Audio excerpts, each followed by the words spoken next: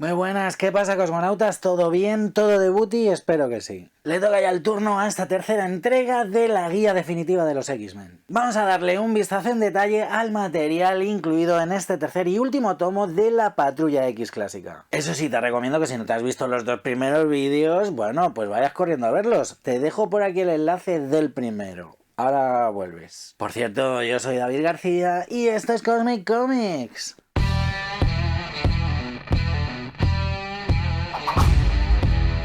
Entramos ya de lleno en la última etapa de la Patrulla X clásica. Sin duda, lo más destacable, la llegada de Neal Adams a la colección. Coge aire. Una superestrella del momento que llegaba desde DC Comics para intentar reflotar una franquicia que no pasaba por su mejor momento de ventas. Ni siquiera una figura como la de Neal Adams consiguió resucitar la franquicia y la colección fue cancelada en el número 66. Era marzo de 1970, una ciega fecha. Un año en el que varios títulos de Marvel fueron cancelados por sus bajas ventas. Estela Plateada, Nick Furia, Agente de S.H.I.E.L.D. y Doctor Extraño también sufrieron cancelaciones por su parte. Pero en el caso de la Patrulla X, desde Marvel se decidió que se seguirían sacando números, pero con reimpresiones de números clásicos. Desde 1970 a 1975 salieron los números 66 a 93, que contenían todos reimpresiones de números antiguos, habiendo reimpreso de los números 12 al 45 con distintos formatos dobles o sencillos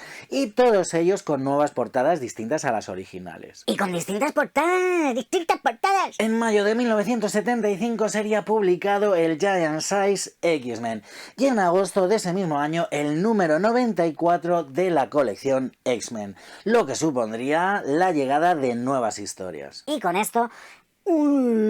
Pero eso es algo que veremos con detalle en la próxima entrega de la cronología con la llegada del Patriarca Mutante a la franquicia. Por cierto, que si te está molando el vídeo le puedes dar un buen like, te puedes suscribir si todavía no lo habías hecho y ya sabes que si le das a la campanita activas las notificaciones para poder estar al loro de todo el contenido que sacamos aquí en Cosmic Comics. Danos un like ahí de booty, majete. Pero centrémonos en lo que importa, el contenido de este tercer Marvel Gold de la Patrulla X original. Contenido dividido en tres bloques distintos con material diverso que tiene que ver de una forma o de otra con la Patrulla X. En el primer bloque tenemos los últimos números de la colección antes de la cancelación, es decir, del 54 al 66. Prácticamente todos dibujados por Neal Adams. En el segundo bloque, entre otras cosas, alguna aparición suelta de la Patrulla X en el Increíble Hulk y en Marvel Team Up. Pero el grueso de este segundo volumen sería la serie dedicada a la Bestia recopilada en los números 11 a 17 del segundo volumen de Amazing Adventures. Una historia que tiene sus más y sus menos, pero bueno, en la que vamos a ver, por ejemplo, la primera transformación de Han McCoy en la Bestia y también la primera vez que le veremos con el pelo azulado. Y por último, el tercer bloque, que estará compuesto por las historias de complemento incluidas en los números 38 a 57 y que nos contarían los orígenes de la Patrulla X. Estamos hablando de una etapa de grandes cambios. Vamos a ver la primera aparición de Alex Summers, Caos. El regreso del profesor Xavier, que no estaba muerto, que estaba tomando cañas.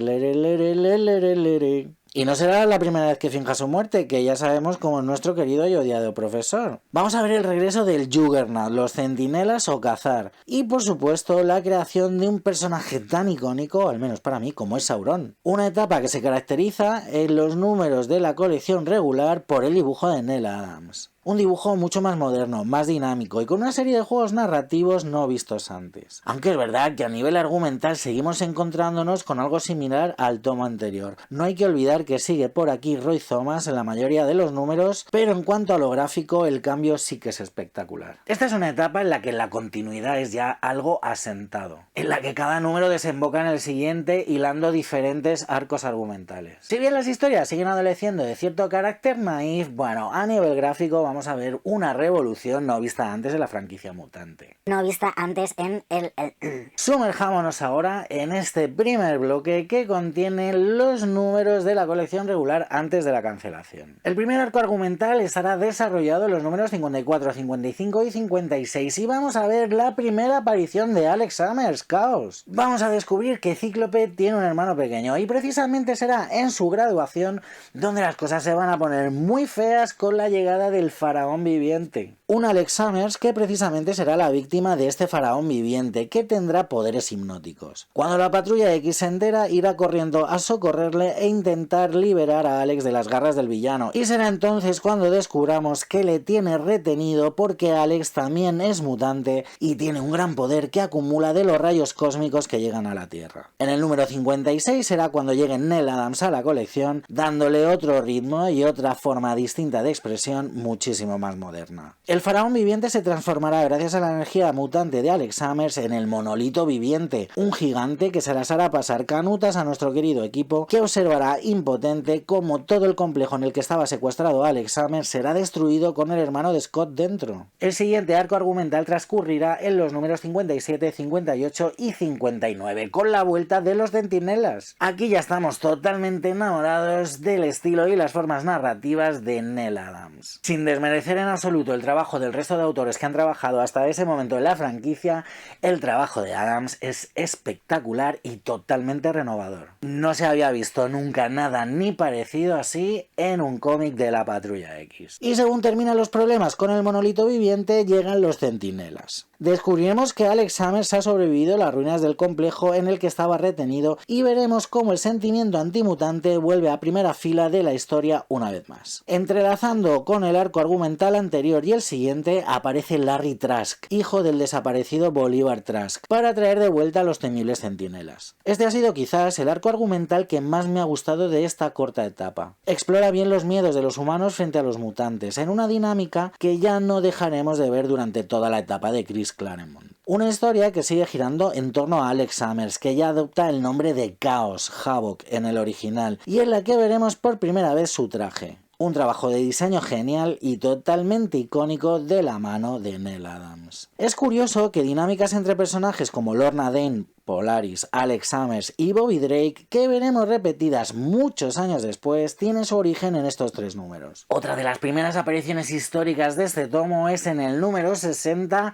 con la primera aparición de Sauron, un personaje que ha sido algo maltratado en los últimos años pero que tan buenos momentos nos ha regalado. Durante los números 60 y 61 veremos a la Patrulla X enfrentarse a este personaje que fue creado un poco para burlarse del Comics Code. Y es que como el Comics Code no permitía la inclusión, entre otras cosas, de monstruos clásicos de terror, entre ellos los hombres lobo, en una pirueta creativa con doble tirabuzón, los autores se sacaron de la manga a este hombre pterodáctilo. Una vez más, Alex Summers será la víctima y gracias al consejo de la Patrulla X es llevado a ver al Dr. Carl Lycos, veas el guiño en el apellido del alter ego de Sauron a los hombres lobo, para que le ayude con sus poderes. Una historia extravagante centrada en Caos y en el propio Sauron, del que vamos a conocer perfectamente su origen. A pesar de las quejas de los herederos de Tolkien, parece ser que el nombre cuajó y ha perdurado a lo largo de los años. En estos números vamos a disfrutar especialmente del vanguardismo narrativo de Neal Adams, que se atreverá con todo, rompiendo todas las normas y dejando un resultado que funciona y sorprende al mismo tiempo. Será mientras los X-Men y en especial el Ángel están peleando contra Sauron que llegarán de una forma o de otra a la Tierra Salvaje. En los números 62 y 63 volveremos a ver a Kazar y a Zabu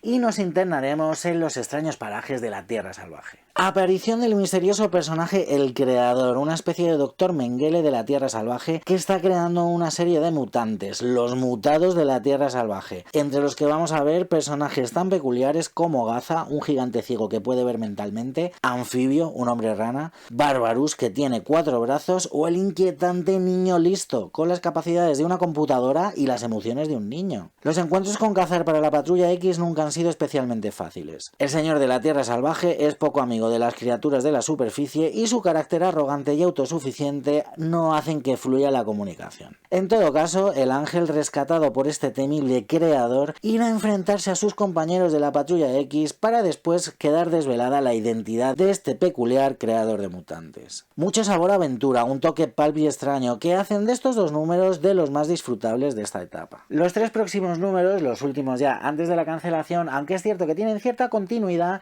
no pertenecen a ningún arco argumental y son más o menos autoconclusivos. En el número 64 tendremos un episodio en el que la Patrulla X se enfrentará con Fuego Solar, que será en este caso su primera aparición. Un joven japonés que tendrá poder sobre el fuego y que guardará un tremendo rencor contra la sociedad americana. A pesar de que eran los años 70, todavía había ciertas heridas abiertas entre Japón y los Estados Unidos tras el final de la Segunda Guerra Mundial. Shiro Yoshida, Fuego Solar, es un testimonio de ello. Influenciado por su propio tío, buscará la venganza contra los americanos, muy a pesar del carácter conciliador y pacifista de su padre. Un personaje, este Fuego Solar, que veremos más adelante y que siempre ha tenido una personalidad complicada. Un férreo sentido del honor, pero un rencor aún vivo contra los americanos. Un personaje que veremos regresar en el Giant Size X-Men y que hasta hace poco pues era miembro de la Patrulla X actual. En el número 65 tenemos toda una batalla espacial. Una historia muy sci-fi en la que la Patrulla X será la primera línea de defensa contra una invasión alienígena. Una historia ligera en la que veremos cómo los Snox, una raza que carece totalmente de empatía, se dirige a la Tierra con la intención de conquistarla. Pasarán por encima de los activos de S.H.I.E.L.D. encargados de frenar la invasión y tendrán que ser los mutantes los que frenen en seco a los Snox. Una de las grandes sorpresas de este número, como ya he comentado antes, es el regreso de Charles Xavier, que no estaba muerto realmente, que estaba de parranda. Escondido en el sótano de la Mansión X, investigando sin descanso, tras la amenaza alienígena sale a la luz, dejando claro que no tiene problema en fingir su muerte ante sus alumnos si la situación así lo requiere. Además, deja en evidencia a Jean Grey, a la que había hecho cómplice de su jugada. Al final, en una escena épica a más no poder, el propio Xavier, con ayuda de sus estudiantes, conecta con las mentes más empáticas y compasivas de la Tierra para lanzarle un rayo desmotivador a los Snox, que ante la perspectiva de ser empáticos deciden autodestruirse. Y con esto llegamos al número 66, el último antes de la cancelación, con un invitado de lujo como el increíble Hulk. Increíble. Con un Charles Xavier hecho polvo tras el gran esfuerzo en su batalla mental contra los Snox, bueno, pues requerirá la ayuda del Coloso Esmeralda, o en este caso, más bien, de su alter ego Bruce Wayne. ¿Bruce Wayne? Bruce Banner. Madre mía, Bruce Wayne. Como era de suponer, contactar con Bruce Banner no va a ser fácil, sobre todo teniendo en cuenta que anda transformado en Hulk casi todo el rato. Una búsqueda accidentada, con mucha acción y con un personaje que deja claro que es muy poderoso frente a la Patrulla X original. Finalmente serán capaces de dejar KO al Gigante Verde y llevarán a Banner ante Charles Xavier, que conseguirá lo que necesita para recuperarse. Y se acabó la colección regular hasta el año 1975, cuando saliera el Giant Size X-Men y el número 94 de la colección regular. Para poder complementar un poco el tomo, que se les había quedado un poco corto solamente con estos números, bueno, pues se decide meter un material de complemento en el que tendremos varias series en las que aparece la Patrulla X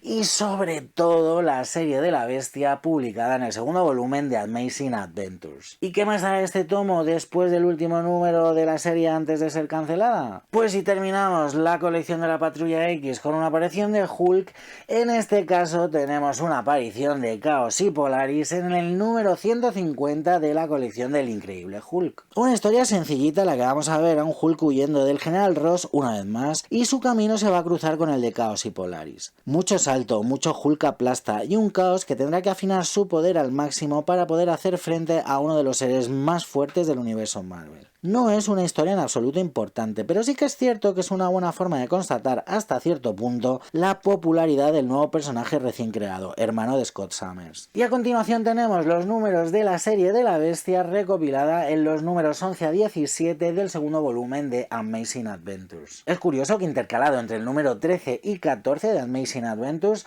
nos van a meter así, sin darnos cuenta, el número 4 de Marvel Team Up, en el que vamos a ver a la Patrulla X con Spider-Man. Pero vayamos primero con la serie de la Bestia. Sorprende sobre todo el primer número, que corresponde al número 11 de Amazing Adventures, por el tono oscuro y de terror que se le quiere dar a la historia. El guión de Gary Conway es magistral en todos los aspectos, tanto a nivel narrativo como los textos literarios, en los que precisamente usa la segunda persona para narrar todos los acontecimientos, poniéndonos directamente en la piel de Han McCoy. Número de suma importancia a nivel histórico, ya que será la primera vez que veamos a la Bestia cubierta de pelo, y nos explicarán el porqué de este cambio. Es el propio Hank el que deja de lado a la Patrulla X para coger un puesto como investigador en la corporación Brand. Mitad accidente, mitad irresponsabilidad, el propio Hank experimenta consigo mismo, llegando al estado bestial en el que ha permanecido ya para siempre. Es remarcable que en un principio esta segunda mutación provocada le otorga también un factor de curación, que tiempo después perderá por completo. Es cierto que el resto de la serie es un poco más floja que este primer número, a pesar de los guiones de Steve Englehart, con enfrentamientos con personajes como Iron Man o lo que queda de la hermandad de mutantes diabólicos que quiere hacerse con el control de la bestia. El aire de terror que Conway quiso imprimirle en el primer número se fue disolviendo poco a poco, metiendo un gusto más superheroico y con cierta trama de espionaje que no estoy seguro de que funcionara del todo bien.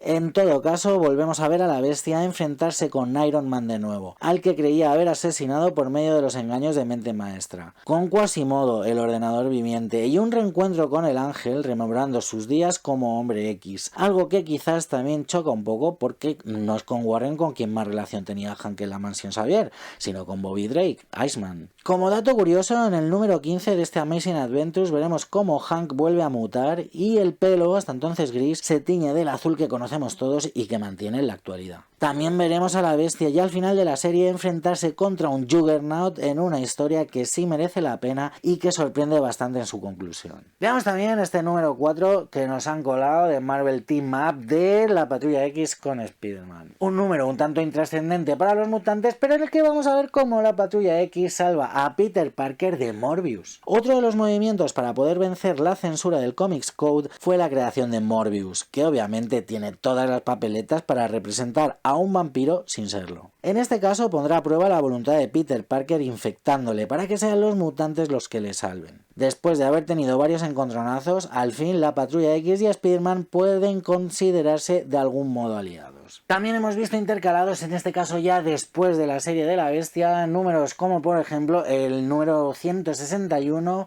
de El Increíble Hulk. Un número en el que precisamente será la bestia quien tenga su aparición con un mímico más empático que nunca y que ha perdido el control de su poder. Un número interesante en el que vamos a ver el regreso del mímico, un mímico que ha perdido por completo el control de sus poderes y que cree que puede llegar a destruir todo el planeta al absorber los poderes de todos los seres del universo Marvel. Para ayudarlo, manda a buscar a la bestia por medio de Vera, una chica con la que salía en los primeros números de la Patrulla X Hank McCoy. Por el camino, un Hulk enfermo y afectado por el poder del mímico en un número entretenido en el que nos despediremos definitivamente de Calvin Rankin.